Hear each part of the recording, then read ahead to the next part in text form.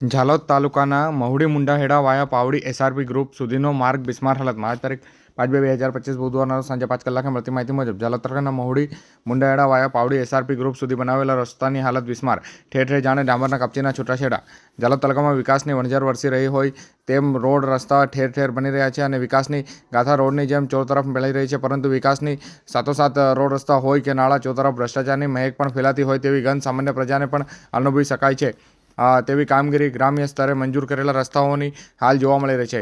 મહુડી મુંડાહેડા વાયા SRP પાવડી group સુધીનો જે બનાવેલ રોડ 22/565 કિલોમીટરનો માર્ગ, જ્યાં ભારે વાહનોની અવરજવર ના હોવા છતાં પણ આ માર્ગ અતિ બિસ્માર હાલતમાં જોવા મળી રહ્યો છે.